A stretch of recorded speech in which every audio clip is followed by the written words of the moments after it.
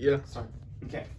So today, I'm going to inform you all about hunting and what it is. So, what is hunting and what are some of its effects? Next slide. Okay. So, hunting is considered a sport where you pursue, find, and like chase and kill wildlife. Not people, Braden.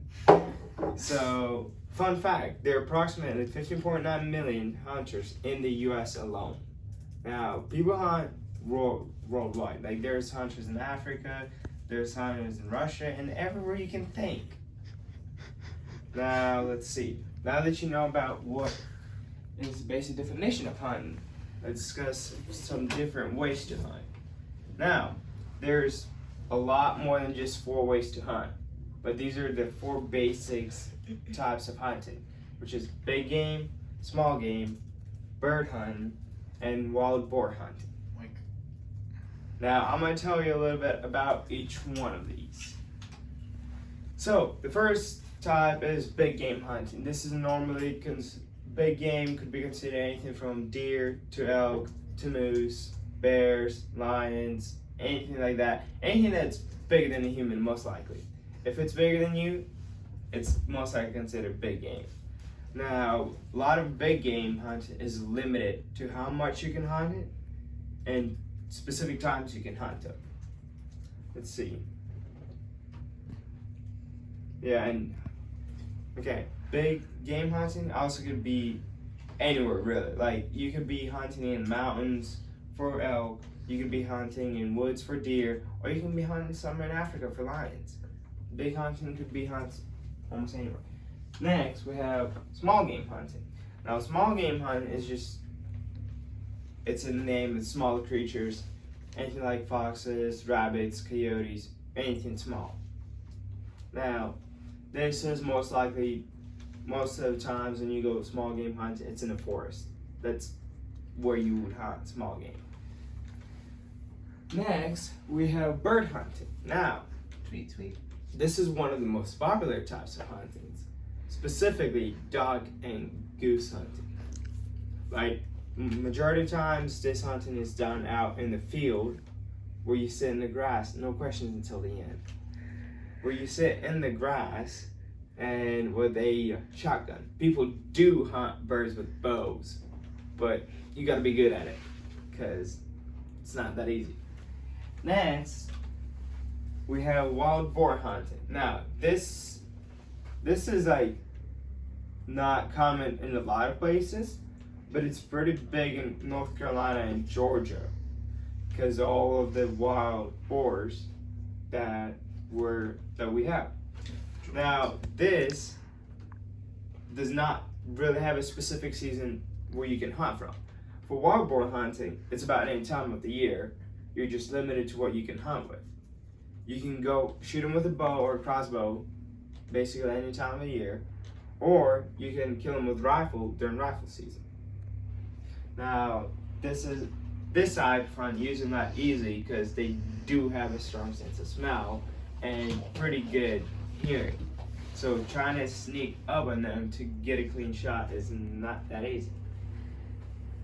Next, how this hunting varies. So I already have informed you about some of the ways it varies, anywhere from the type of animals you hunt to the type of equipment you use, like bow, crossbow, rifle, pistol, shotgun, anything like that, to really where you hunt.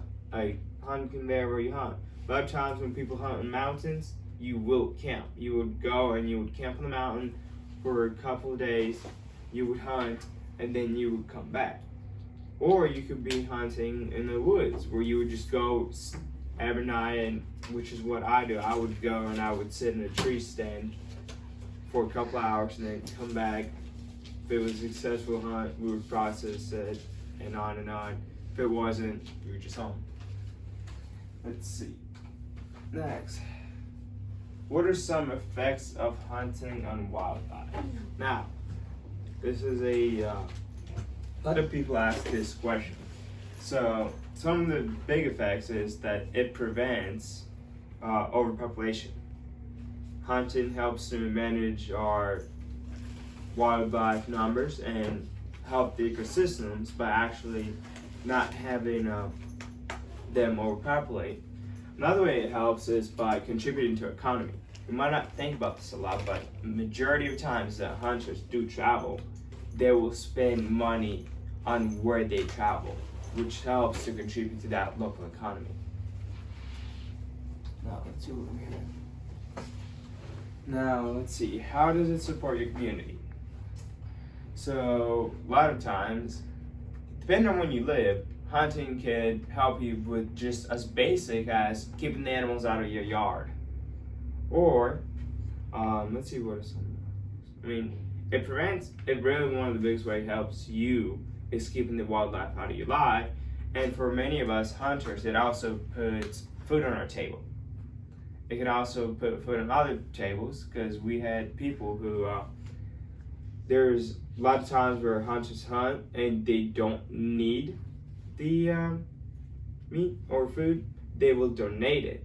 And there's organizations that will process the food and ship it to people who are in need for the food.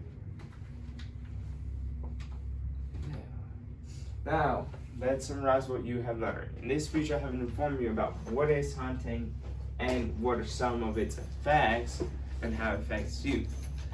Now, I'm gonna let y'all, I know you had a question or something to say, so go ahead. Yeah, so you mentioned goose hunting. What kind of geese do you murder? I mean, hunt.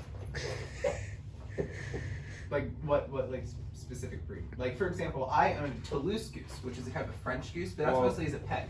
And I was under the impression that Canadian geese were illegal to kill. So what kind of geese, or do you just shoot anything? I don't hunt birds, so that's not a 100% question for me.